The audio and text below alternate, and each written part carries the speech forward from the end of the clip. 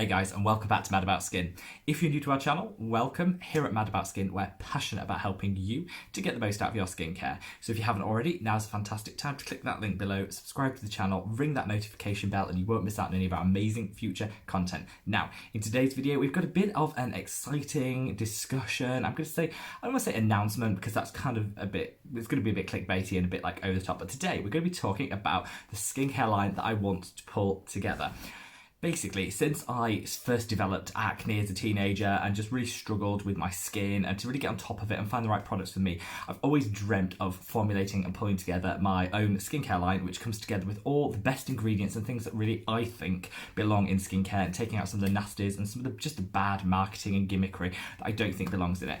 This channel has gone absolutely crazy in the first 5 months since we launched, and I'm so grateful to all of you guys for the support, the love and the care, the generosity that you've shown to me. And basically what I decided to do is sometimes you have to just put yourself out there and you have to just invest and take a chance and take a risk. Formulating an entire skincare line or formulating any cosmetic product takes around 18 months. That's enough time to get you through the testing stage, the formulation, the trials, and then all of the testing we need to go into proving it's safe, effective, and suitable for use on human skin.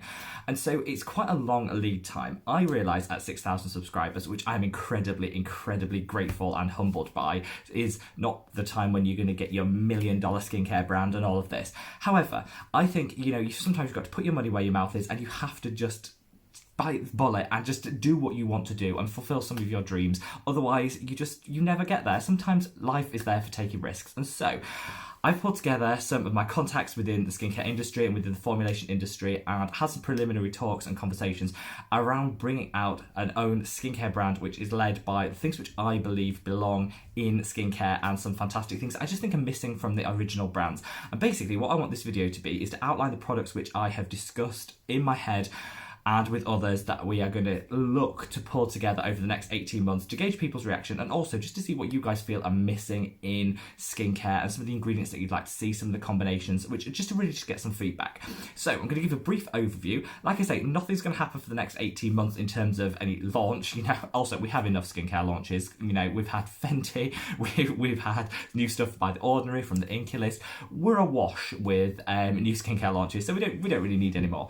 But in about 18 months time, I'll be able to bring some products to market which I feel are skin changing, amazing, and are really missing from the market at the moment. I'm super excited about it. Obviously it's going to take a lot of investment from my own money, time, which do you know what, like I say, life's there for taking risks, and if we sit there and think, oh, I'm too scared and I can't do it, then we never get anywhere. So I do think sometimes you just have to bite the bullet and go for it, which is what I have, after a lot of thought, decided to do. Now, hopefully in 18 months time, I'll have a bigger audience to be able to sell the benefits of these products to, and to have a bigger platform to share it with. But you know what, even if I haven't, I just think doing something for you and that you've always wanted to do so you could tick it off the bucket list and fulfill a dream is something which I think we should all aspire to, and this is my motive for doing this. Now, I appreciate with some of the recent launches, I have been shady with some of the practices that have gone on and some of the products and how I don't think they're always the best products, and there's some gimmicky and things like that. So I do think I should be held to a higher standard when it comes to these things, and this is what I kind of want to do and want to share with you guys. From the outset, I don't think there's any point in creating a skincare line that isn't cruelty free. That's something that I live by and often call out other brands for not following, and I just think, when you're creating something new in 2020, let's be honest, it needs to be cruelty free, so it will be cruelty free. I also don't believe anything should have colorants added to it. I don't understand. For me, a sensorial experience and the scent of a product is really important, which is why I'm not one of these zealots that's anti-fragrance from the start. But I don't think you need to be packed full of colorants. For me, that doesn't add anything to the skincare line other than the risk of sensitivity, which is why you won't find colorants in any of these products. I also want to take out niacinamide and hyaluronic acid from all of these products. It's not because I don't think those are amazing ingredients. I swear by niacinamide, and I've really got into hyaluronic acid recently, but I think they find their way into all manner of products, and you end up doubling up, tripling up, layering all of these ingredients onto your skin, which is when you then have reactions and sensitivity. So by taking that out, it gives people that power to then add in their own niacinamide cream or serum, their own hyaluronic acid serum at the stage in their skincare routine that they want to and at a concentration they want to, rather than pre-mixing it into everything, so we end up with an overload. So that's just kind of where I'm at with things. And what we are looking, and my initial discussions are looking at introducing the following.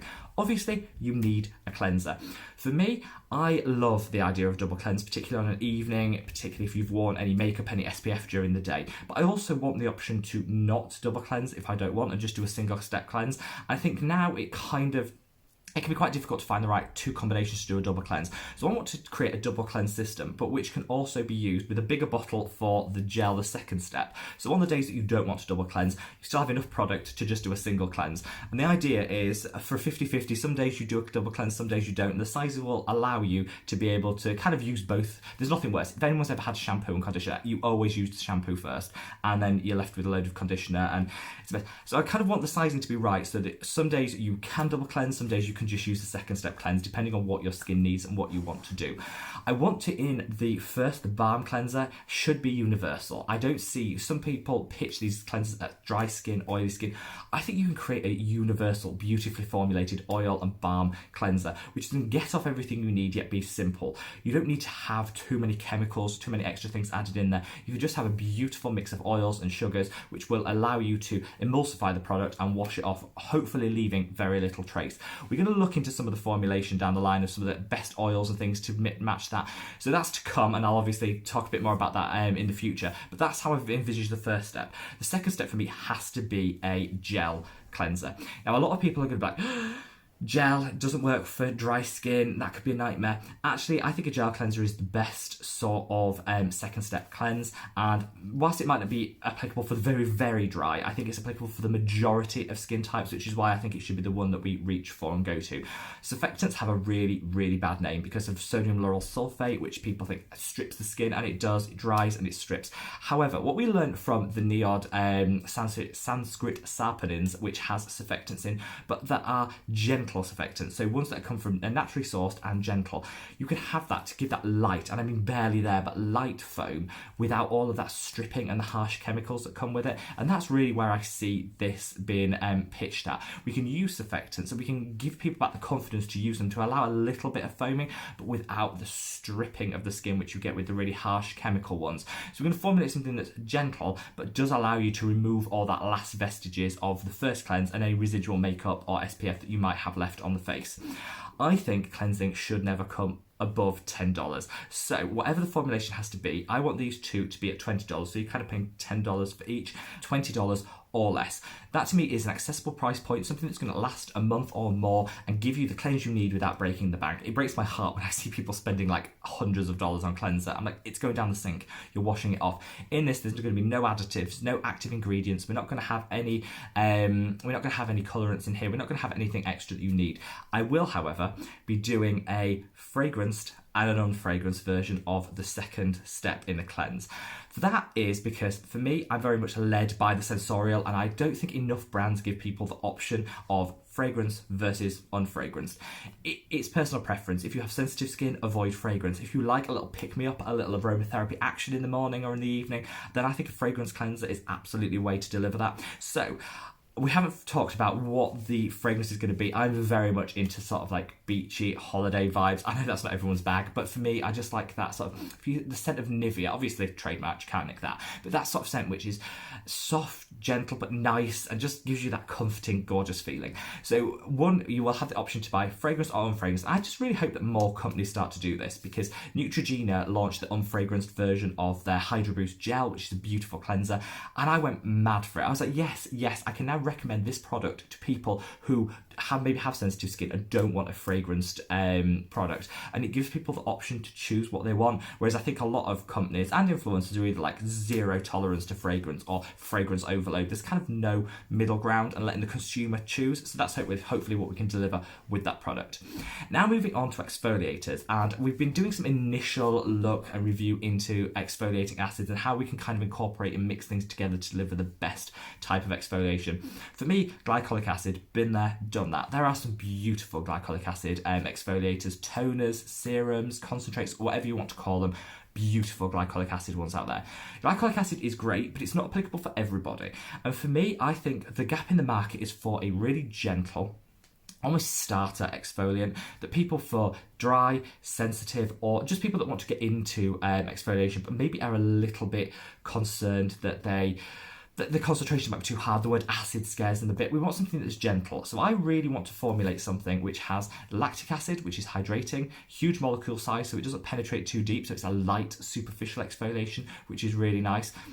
Mandelic acid, which works in a similar way without the hydration, but to add another element of exfoliation whilst being totally gentle and just help to support the skin whilst still removing those top layers of dead skin cells which dull us and which we need to remove in order to have that glowing, radiant skin. And finally, phytic acid. Phytic acid is really underused in skincare. It's one of those ingredients which can deliver over time a similar result to glycolic acid, but in studies it doesn't have the same stinging, burning, the irritation that you can get with glycolic acid. And if you use it in a low enough concentration, it can really benefit and add to the benefit that you're going to get from the lactic acid and the mandelic acid without risking too much sensitivity, too much redness, irritation and peeling. So I think it's a beautiful combination of those acids. When beautifully formulated, will give a really light exfoliation, something you can use every day and really build up to, so you can see those gradual results without feeling the need to go in there with a really full strength glycolic acid and risk some of the irritation that you can get with that. So I'd love to know, guys, I want to know your thoughts on all of this, but for me, that is like the standout product for me. I love exfoliation. It's changed my skin and it's absolutely fantastic. And I know there's exfoliants for dry skin, oily skin, all of this. What I don't feel there is that exfoliant for like the gentle exfoliator, for the starter exfoliator, for people that want to get into exfoliation but don't want to just go straight in with a glycolic acid. And hopefully that'll fill this market, whilst also being applicable for people with dry skin, with sensitive skin, and also applicable for people with oily skin that want to start with an exfoliation and don't want to go straight into a salicylic acid. So I think there's lots in there, and I'd love to know your thoughts and just share your views down below. Now, once you've exfoliated, you would normally go onto your toner, your tonics, however you want to do that. For me, I think that gap again, Korean essences. Who's going to compete with that? I don't think, when you're starting a skincare line, you can't have every single product in there. I think that was one of the failings of some of the recent launches, which I'm not going to name and shame because that's not me. But I think some of the failings of the recent launches were that they went in and they did too many products at the start. And in the end, I think it's better to do fewer and better than try to do every product under the sun, particularly when cost is an issue, and all of these has a cost attached to it which you have to pay up front. And obviously I'm not a multimillionaire. I'm going to play the lottery, we'll see. But you've got to be mindful of that. And so I'm skipping the essences and the toners. Whilst you don't need to have them in your routine, they're a beautiful addition, and I'd look to Korean skincare for some of the essences, and some gorgeous toners out there. I did a whole video on the best drugstore toners. I'll link it there in case you want to explore that as a step in your skincare routine. Now we're moving on to serums. I don't think you can compete with the niacinamide serums which are out there, or the hyaluronic acid serums that are out there. There's some fantastic ones on the market, and why would you try and compete, or worse still, just copycat these? I mean, I could formulate a 10% zinc, niacinamide, 1% zinc, stick it on there, a few people would buy it, I'd make a bit of money. But what's the point? You've got that with The Ordinary, you've got that with Revolution Skincare if you really want. I don't feel you need to have that in. So those two steps won't be in there, but I do encourage you to look at them and try them. For me, the key thing is a vitamin C, but I think you can combine it with so many things. Like I go for the 100% L-ascorbic acid powder by The Ordinary, which is my lifesaver. £4. How am I going to compete with a £4 beautifully formulated, flexible vitamin C? You're not. You need a vitamin C in there, but I actually think you can combine not in a single ingredient serum, but I want to create what I'm going to term a brightening serum. So something that is going to give you that brightness, that glow to the skin, but it's also going to help with some of the hyperpigmentation and discoloration, particularly from maybe acne scars, post-inflammatory hyperpigmentation. And what I would look to do to that is to have a combination of 3 beautiful ingredients at low concentrations, so you can use the product every day and see those results sort of appear cumulatively. So first has to be a vitamin C. I think ascorbic acid is fantastic, but also it can be quite irritating. It's sort of like a powerhouse straight in there with the full strength stuff. So I want to explore some of the vitamin C derivatives to be able to get a gentle and more prolonged release, gradual improvement vitamin C, to make it more applicable for people with sensitive or dry skin as well. I want to combine that with alpha arbutin, which I did a video on alpha arbutin, which I'll link up there. I'm totally sold as an ingredient. I think it's so much better than hydroquinone, which is a derivative or form of. It's also much more prolonged release, so you don't get any of the sensitivity or any of the irritation that you can get with a hydroquinone, and it is a proven pigment corrector, which I absolutely love. I then want to combine that with kojic acid. Kojic acid is like a beautiful, beautiful acid. It's not an exfoliating acid in the same sense that we might talk about glycolic acid. What it is it inhibits the amino acid tyrannosase, which triggers the production of melanin. So it'll over time reduce the amount of melanin production in the skin to help even out the skin tone and prevent those areas of hyperpigmentation from getting worse and reverse some of the damage than the hyperpigmentation that you might have. By combining these three in the right concentrations, you will have a beautiful, gradual brightening and skin evening product. We're not talking whitening. I don't think you should ever look to change the pigment of your skin. I think, love the skin you're in. I'm all about that. However, if you have areas of uneven skin tone, you might have areas of hyperpigmentation, or you just want that little bit of glow to the skin, this is going to be a beautiful and gentle product to use. A lot of people stay away from kojic acid because it's quite difficult to work out what strength. It's safe in any concentrations under 1%. I don't think you need to go in for like a 1%, which you can see in a lot of products today. For me, you should go slowly, and skincare is a gradual game. A 1% will deliver you results in about 2 weeks, which is fantastic, but you can get some side effects with that. So for me, I've been looking at 1/4% or 1/2% to still get those results, but do it over a gradual and less invasive time period. So hopefully that'll make it applicable to far more people and far more skin types, and deliver that gorgeous benefit of a multi-action serum, which is going to help to brighten and just give you that glow that we all crave.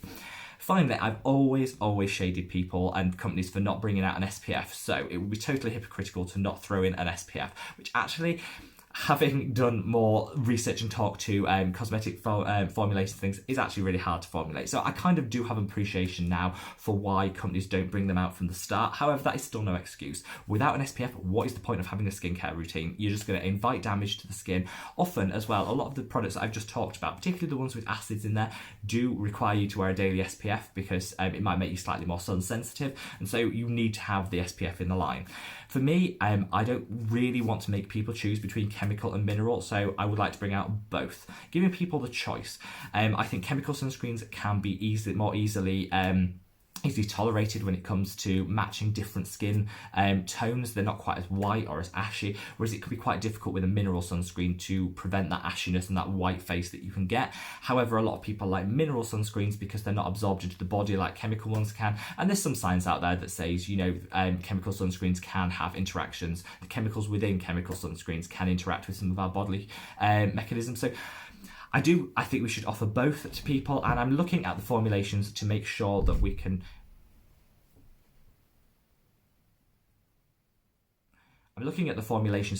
deliver something which is enjoyable to use, gives a factor 30 minimum, no point delivering anything under a factor 30 protection without having too much of a white cast or that is invisible or as close to invisible as you can get. And I really want the marketing to lead on this. I don't want to be promoting something that's invisible when there is a visibility there to it. I want to be honest with people, and I think there's too often we hear these invisible sunscreens and they're not, or suitable for all skin types and they're not. So whatever's formulated will derive the best possible SPF that meets all the requirements whilst adding some additional benefits to there. I want it to be let's be accurate in our presentation of the product. It might not be applicable to every skin type, so we need to just make sure. My dream is to have one that would be applicable to as many skin types and tones as possible, so we're as inclusive as possible, which is quite difficult to do on a slightly restricted budget, and we're obviously working from scratch, but we're going to do our best to formulate that because I don't think any skincare routine is complete without a SPF at the end. So guys, this is my dream, my goal, and I'd love to know what your thoughts are. Leave me comments below, because obviously that's going to feed in, and I'm going to, over the next 18 months, feed you some images of the packaging creation of the product, let you know some of the ingredients used, and just kind of tease this out because I'd love to know your feedback. It's kind of I want to be a culmination of everything that we enjoy on this channel to really create a skincare product for this channel, so as many people as possible can benefit, and it has that gorgeous universal appeal, and that delivers some fantastic benefits for some slightly more niche ingredients that we don't see in everyday skincare. It'd be so easy actually to just throw out a cleanser, throw out a glycolic acid toner, and throw out a moisturizer, call it quits, test the market, job's good. But I just think that's lazy, and I don't think it's going to add anything new or exciting. Let me know what you think.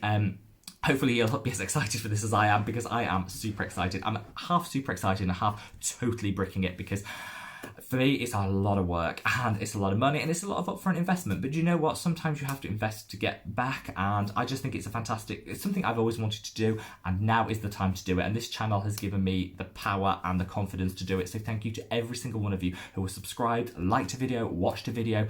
I love every single one of you. Leave me some comments, leave me some feedback, read it to filth. I honestly don't mind, because I think we're in the development stage and this is the stage where we can really influence things and change things. So I'd love to know what you think. Guys, wherever in the world you are, I want to send you so much love and happiness from here in the UK. I'm buzzing, but hopefully you are too. And I'll see you in the next video.